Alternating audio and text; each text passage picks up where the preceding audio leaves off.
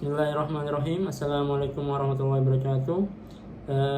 Hello everyone, my name is Muhammad Rizki. I am currently majoring computer science at Bina Sarana Informatika Universitas Slipi, and this time I will give my opinion about the new president, Prabowo Subianto. When the Prabowo Subianto became Indonesia president, many expected a new era of strength and discipline. But now, several months into his leadership, a question has started to grow louder. Is Indonesia moving forward, or Indonesia moving backward under the Prabowo vision? Let's start with his biggest political symbol, makan bergizi gratis, or the free nutrition meal program. On the paper, it sounds noble: feeding children, improving health, and reducing malnutrition. But in practice, critics argue it has become a populist tool, a massive spending project used to build political loyalty rather than a long-term reform. Many economists warn that without a clear funding source, the MBG could burden the national budget, especially when the other sectors like education and healthcare still need serious attention. Beyond economic, the larger concern is about the direction of power. Prabowo has a long military background, and it shows. His styles of governance seems to favor centralist control, hierarchy, and obedience. Many Indonesia worry that under Prabowo we may see a return to militarization in the civilian life. The appearance of military figure in the government office, the growing influence to the defense sector, and the fading line between civilians and military authority. Some even describe his leadership style as soft authoritarianism, not a dictatorship, but a government that uses emotional appeal and national pride to silence criticism. When journalists and activists question his policies, the response often sounds like a defensive or the patriotic, as if disagreeing means being ungrateful or unnationalistic. This kind of environment is dangerous for the democracy. It discourages public debate and reward conformity over creativity. Prabowo images has always been accomplished, a man of charisma, intelligence, and ambition, but also someone associated with the darker chapters of Indonesia past. And now that he holds the highest office, people wonder whether his past military mindset can truly coexist with democratic leadership. Indonesia needs a leader who listens, not a command, who empowers, not intimidates. A strong leadership is valuable, but strength without empathy becomes a control, and control without accountability becomes a tyranny. In the end, Prabowo presidency will be judged not by how loud his nationalism, but by how fair and transparent his government truly is. The promise of stability means nothing if it comes at the cost of freedom. Indonesia democracy was built through struggle and deserves more than a just show of discipline, and slogan about unity. And for now, the question remains, is Prabowo building a stronger Indonesia or just a stronger great Indonesia? Thank you very much. My name is Muhammad Rizki. Assalamualaikum warahmatullahi wabarakatuh. Bismillahirrahmanirrahim. Assalamualaikum warahmatullahi wabarakatuh. Hello everyone, my name is Muhammad Rizki, and I am a student at Bina Sarana Informatika University, and today I will present to you what is the simple present tense. Let's begin. What is the simple present tense? Simply put, it is the verb form used to state fact, habits, or even that happen repeatedly, and it's about things that are always or generally true. When do we use it? We use the simple present tense in the three main situations. To talk about habits, or daily routinity. The second is to state general facts like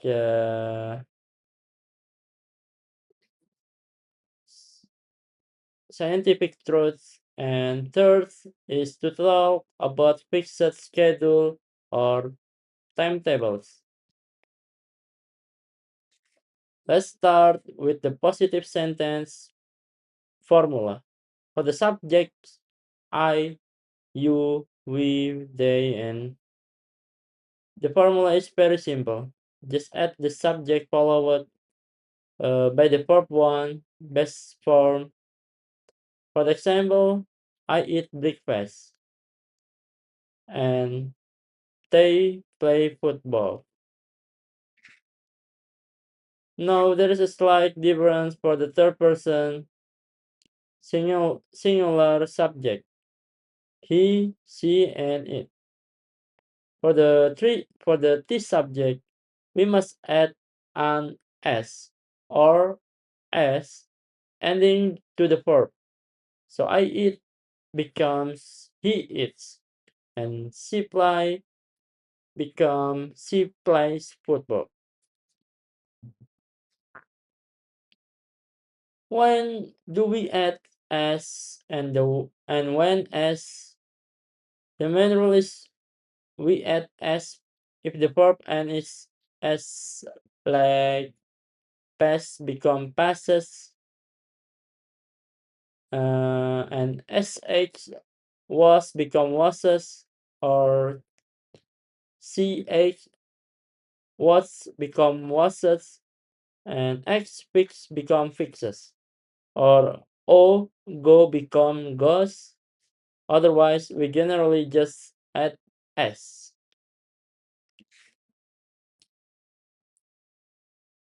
There is also special rule for the verb ending in y.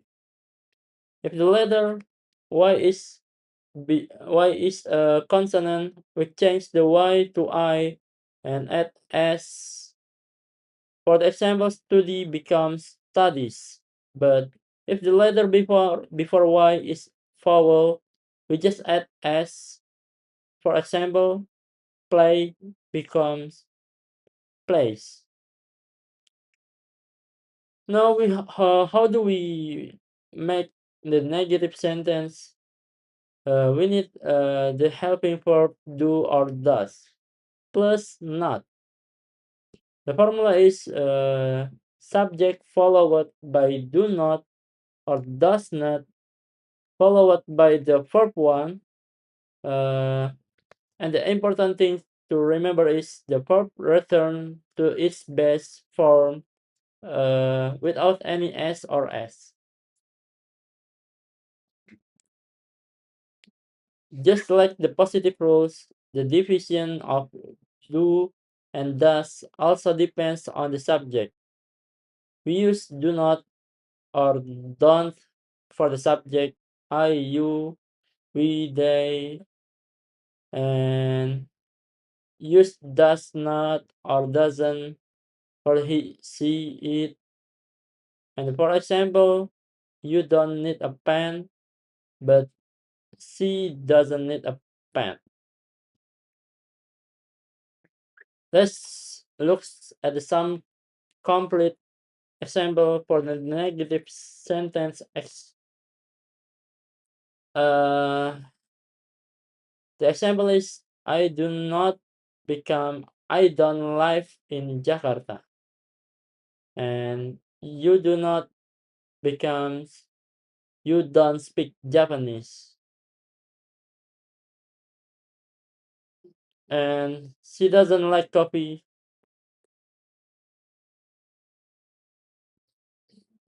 and it doesn't rain often here.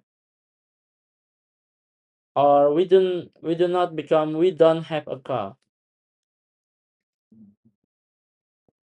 Uh, To make a yes no question, we just move do or does to the beginning of the sentence. The formula is do or does, followed by the subject, then the verb one, best verb, and a question mark again.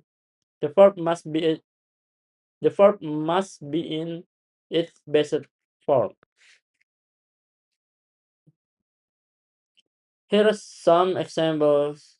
Uh, do you live in Jakarta? The answer is yes, I do, or no, I don't.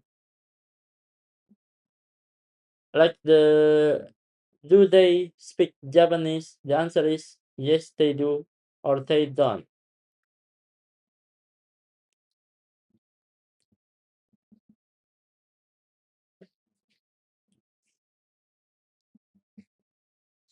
We WH question formula. WH word. What is the question? Isn't a yes or no question. For way question like what, where, why, when, we place the way we place the WH word at the very beginning before do or does. The formula WH word followed by do or does, then the subject and the verb one best form. For example, where do you live or when does he work? Now let's look at the use of the present tense again. First, for the habits or routine, there are activity we do repeatedly. Often we use effort frequency like always, usually, or often. For example, I always drink coffee in the morning. The second use is for general truths or facts. These are truths that everyone accepts or scientific facts.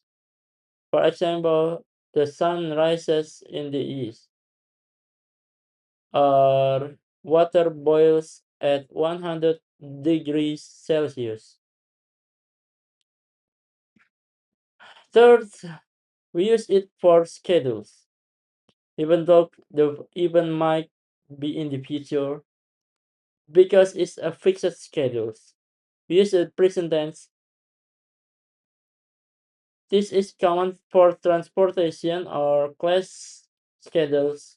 For example, the train leaves at 7 a.m. Uh, the word important is for the stative verbs. These are verbs that express the condition, feeling, to, or possession. These verbs are generally used simple present tense, not present continuous.